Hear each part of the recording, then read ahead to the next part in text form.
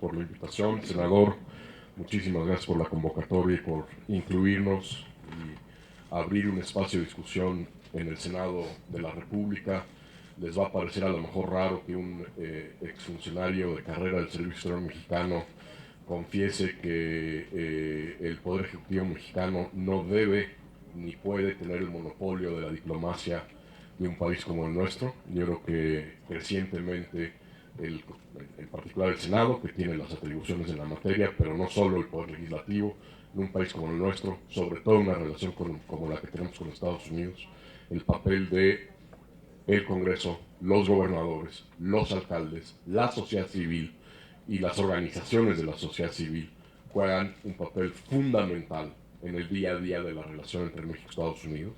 Y congratulo al Senado de empezar a posicionarse desde ahorita como un coaccionista en el diseño de una agenda de negociación con Estados Unidos. Yo siempre he dicho, como embajador, para mí era muy útil como representante del Estado mexicano poder a veces jugar incluso artificialmente con el Congreso mexicano como el malo de la película y poder decirle a mis interlocutores en Estados Unidos: lo que tú me pides o lo que tú quieres no lo puedo hacer porque el Congreso no nos lo va a permitir. Y ese tipo de molleo y de juego inteligente, coordinado, planificado entre el Poder Ejecutivo y el Poder Legislativo es parte del juego, y es parte del juego que Estados Unidos ha instrumentado siempre en sus interacciones y sus relaciones con otros países del mundo, incluyendo México. Y creo que este es un muy buen momento para que, con esta visión integral de diseño, no solo de una estrategia de negociación y de posicionamiento frente a Estados Unidos en los meses y años que vienen, sino también en general en repensar la política exterior del país y cómo vamos a usar nuestras fichas en generar equilibrios y contrapesos en la agenda de negociación con Estados Unidos. Hay que, creo que, partir siempre de una verdad de perogrullo, pero no por ello es menos relevante, para entender qué es lo que se viene en la relación con Estados Unidos. Donald Trump asume la presidencia del país el viernes pasado, de un país brutalmente polarizado y dividido. Digo, sí, ganó el voto del colegio electoral, perdió el voto del colegio, perdió el voto popular por prácticamente 3 millones de votos. Y si uno ve el mapa de Estados Unidos, es muy notable cómo las costas este, oeste, algunas partes de la frontera con México, algunas partes de la frontera con Canadá, votaron de manera abrumadora a favor del Partido Demócrata. El resto del país votó abrumadoramente a favor del presidente Trump. Y digo esto porque en unos momentos voy a explicarles por qué empiezo con esto, porque es un elemento de enorme importancia para la estrategia con la cual México va a tener que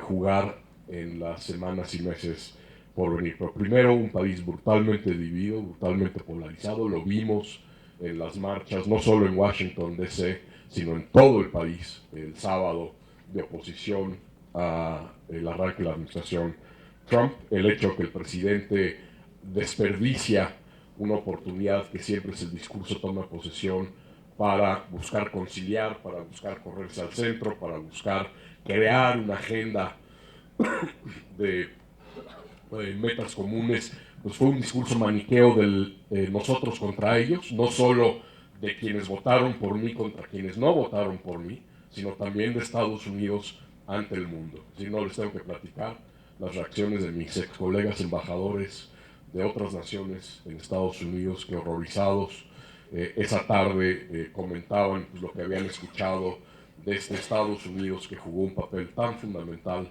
en la posguerra y en la posguerra fría de construcción de un sistema liberal internacional en el cual Estados Unidos siempre ha sido un actor indispensable. Entonces, enorme preocupación. Este es un tema que también es importante que lo mantengamos en el radar. Yo creo que hay dos criterios con los que hay que arrancar toda reflexión acerca de lo que se viene en la relación entre México y Estados Unidos. La primera es lo que decía mi querido amigo y ahora entonces jefe de gabinete de Barack Obama, ahora alcalde de la ciudad de Chicago, Rahm Emanuel, que nunca hay que desperdiciar una crisis. Y yo creo que a pesar de los retos que tenemos entre nosotros, hay oportunidades para México.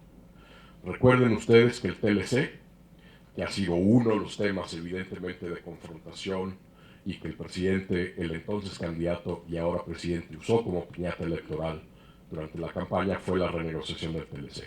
Y aquí hay oportunidades, efectivamente hay riesgos, pero no hay que olvidar que si uno ve el TLC y lo mide en términos de flujos comerciales y de lo que le ha pasado a la planta productiva en Norteamérica a raíz de estos 20 años del TLC, tenemos flujos comerciales del siglo XXI. Es decir, por eso cuando el presidente Trump habla de que ahora Estados Unidos va a comprar americano, pues es que no entiende lo que ha pasado en 20 años, porque ni México está produciendo productos mexicanos, ni Estados Unidos está produciendo productos estadounidenses, ni Canadá está produciendo productos canadienses. Estamos produciendo norteamericano. ¿Por qué? Porque cada dólar de exportación mexicana tiene como 42 centavos de insumos estadounidenses. ¿Por qué? Porque las plataformas de proveeduría y de producción en Norteamérica se han integrado y vertebrado. Ya el paradigma en donde Estados Unidos mandaba piezas de un refrigerador, se ensamblaba el refrigerador en Ciudad Juárez y se regresaba el refrigerador al mercado estadounidense, ya no existe. Ahora lo que ocurre es que una turbina del nuevo Dreamliner, el nuevo avión de la compañía aérea Boeing, se diseña en Querétaro, cruza 8 o 9 veces la frontera entre México, Estados Unidos y Canadá con valor agregado, un poco lo que decía el canciller Derbez de cómo vamos transitando hacia una economía de contenidos de alto valor, y es este paradigma el que ha cambiado. Entonces, primero, si vemos el TLC, efectivamente tenemos flujos comerciales del siglo XXI. Si vemos el marco regulatorio del TLC, es un acuerdo comercial del siglo XX. ¿Por qué? Porque se negoció en 1993, cuando la economía global era radicalmente distinta a la que tenemos hoy, donde no había cosas como comercio electrónico, donde no había temas como el flujo de datos, como no había temas como cómo se mantienen y se manejan, se administran las nubes de datos de empresas de tecnología. Y por lo tanto, aquí hay una oportunidad, sobre todo dado que en este momento, mientras estábamos inaugurando el foro, el presidente Trump acaba de hacer una de sus promesas de campaña, acaba de anunciar que Estados Unidos se retira del TPP. Aprovechar esas disciplinas nuevas que se negociaron en el TPP, como derechos de propiedad intelectual, comercio electrónico, flujos de datos, nuevos mecanismos de disputas, de resolución de disputas, para usar estas para modernizar el edificio del TLC. Y aquí es donde hay una gran oportunidad en lo que podría abrirse en las semanas y meses por venir. Y una tercera oportunidad, ¿por qué? Porque si vemos la infraestructura fronteriza que hay entre México y Estados Unidos, así como tenemos flujos comerciales del siglo XXI, un marco regulatorio del siglo XX, nuestra infraestructura fronteriza es del siglo XIX. En el 2000, me tocó como embajador, en el 2009 se acordó la construcción de un cruce ferroviario, un punto de cruce ferroviario entre México y Estados Unidos. ¿Saben ustedes que este es el primer cruce ferroviario que se construye y inaugura en la frontera entre México y Estados Unidos desde la Revolución Mexicana? Esta no es la infraestructura que México y Estados Unidos teníamos durante la época del TLC. Esta es una infraestructura fronteriza básicamente que tiene 100 años de antigüedad. Dado que uno de los temas torales de la propuesta de Donald Trump es precisamente la inversión masiva en infraestructura, aquí también hay una oportunidad para modernizar nuestra infraestructura, para detonar la facilitación comercial, para facilitar ese millón de cruces legales, documentados, al día de mercancías y de personas que hay en nuestra frontera entre México y Estados Unidos. Entonces, primero, por eso digo, no hay que desaprovechar una crisis, aquí puede haber oportunidades para realmente, si hay una buena negociación, poder modernizar un instrumento que ha sido un componente importante del crecimiento y del desarrollo económico del país. El otro paradigma es que ante momentos extraordinarios, medidas extraordinarias. Y dado que tenemos un momento de potencial y brutal involución en la manera en que México y Estados Unidos hayamos venido trabajando por más de 20 años, requiere por parte de México pensar y poner sobre la mesa medidas extraordinarias. ¿A qué me refiero?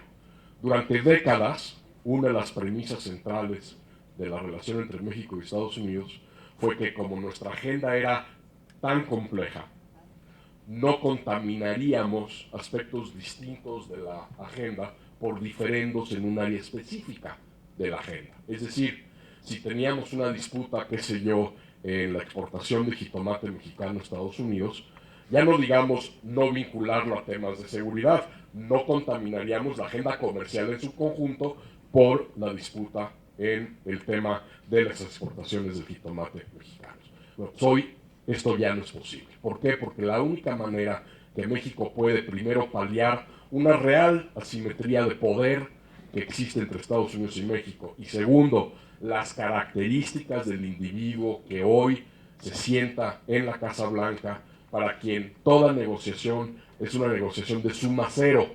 Aquí no hay un gana-gana.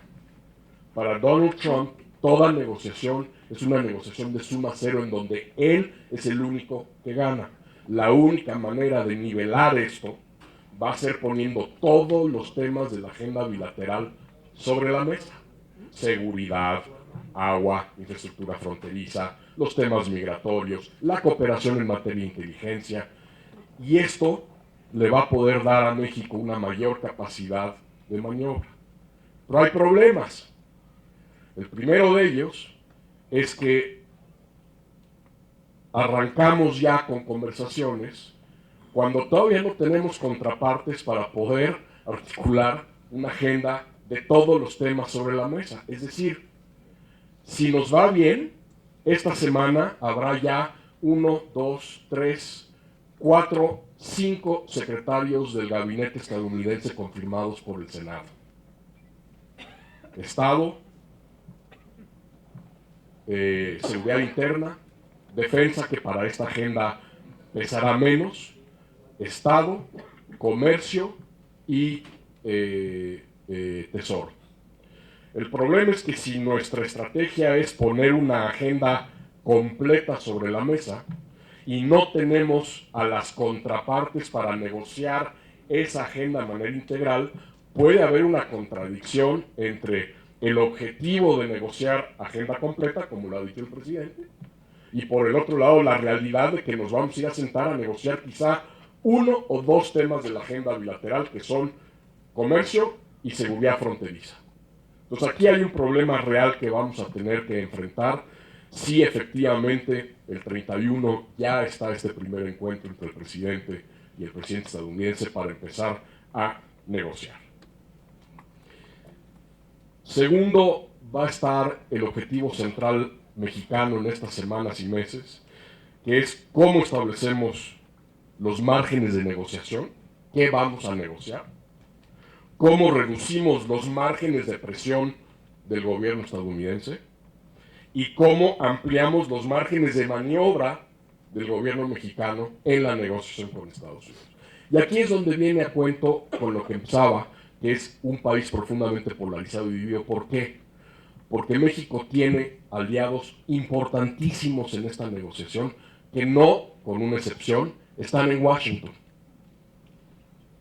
Nuestros mejores aliados van a ser los gobernadores y alcaldes de las ciudades y los estados, de los 26 estados de la Unión Americana, que tienen a México como primer destino de sus exportaciones, que tienen a México como primer socio comercial, cuyas ciudades dependen de la mano de obra de millones de migrantes mexicanos, muchos de ellos indocumentados, sobre todo en el sector servicios y en muchos otros estados en el sector agrícola. ¿Sí? Son estos sectores los que nos tienen que ayudar a servir de contrapeso a lo que el gobierno federal en Washington quiera poner sobre la mesa en la relación con Estados Unidos. Y por lo tanto hay que entender claramente con quién podemos jugar, cómo podemos capitalizar estas fisuras, y de nueva cuenta, aquí entran en juego nuestra red consular, la red consular más grande que un país tiene en otro país. Yo me precio de haber sido el primer embajador de Estados Unidos que antes de ser embajador fue cónsul general. Y esto le da a uno la perspectiva de cómo pueden jugar y cómo deben jugar nuestros consulados como parte fundamental de la estrategia negociadora mexicana en Estados Unidos. Y por esto yo me uno a lo que dijo Luis Ernesto Derbez hace unos momentos, de que el Congreso mexicano tiene que dotarle a la Cancillería mexicana de los recursos para potenciar nuestra red consular. No es solo el tema de protección a nuestras comunidades en Estados Unidos, no es solo el tema de cómo vamos a trabajar si efectivamente se viene una oleada de deportaciones relevantes hacia el territorio mexicano, es que los consulados tengan los recursos para hacer cabildeo político en sus ciudades y en sus estados. Y este es un tema fundamental. No nos equivoquemos si las visiones de la política exterior son importantes. Otra vez les va a sonar raro que un diplomático de carrera diga que la visión a veces no es tan importante. La política exterior aquí en la Conchinchina se hace con tres cosas: recursos, recursos y más recursos. Y en la medida que el Congreso mexicano pueda ayudar a fortalecer la huella de nuestra red consular en Estados Unidos, esto será una de las inversiones más importantes que el Estado mexicano puede hacer en fortalecer su posición negociadora frente a Estados Unidos. Finalmente, porque nos dieron 8 minutos y creo que ya me pasé también, no hay que olvidar una cosa. Donald Trump lo que hizo fue capitalizar una imagen que ha percolado, una imagen de México que ha percolado en los Estados Unidos crecientemente negativa, basada en la impunidad, la corrupción, la violencia, la falta de Estado de Derecho. Y esto nos ha hecho un daño brutal. ¿Por qué? Porque ahora sí llegó alguien dispuesto a usar esos temas para usar la relación con México como piñata para movilizar a ese 34 a 40% de estadounidenses que creen que México es un país violento, donde reina la impunidad, etcétera, etcétera, etcétera. México no va a lograr modificar márgenes en su negociación, no va a lograr modificar percepciones en Estados Unidos a menos de que empecemos a atacar algunos de estos temas de raíz en México. Porque además, no se les olvide, este es un hombre que tiene una bronca casada con México por 2 operaciones de bienes raíces fallidas en Quintana Roo y en Baja California. Y las anunció 8 meses antes de lanzar su candidatura por su cuenta de Twitter, reclamándole a México y diciendo que en México no había Estado de Derecho, y esto haya o no haya la capacidad de tener una negociación racional con Estados Unidos en las semanas y meses por venir, van a seguir siendo un factor de peso en la manera en que este presidente se posicione e interactúe con México. El último tema que quiero compartir con ustedes es, ya en Washington hay que entender el papel que puede jugar el Senado republicano como aliado mexicano. El propio Partido Republicano en el Senado puede ser un aliado fundamental de la agenda mexicana, y hay que saber entender cómo va a operar esta Casa Blanca y este Poder Ejecutivo estadounidense para entender por dónde nos podemos meter. Va a haber por lo menos, ya no hay tiempo, 3 o 4 círculos concéntricos en el entorno inmediato del presidente Trump en la Casa Blanca. Va a haber que saber entender y usar cada uno de esos círculos concéntricos de poder y de influencia de manera distinta en las semanas y meses por venir.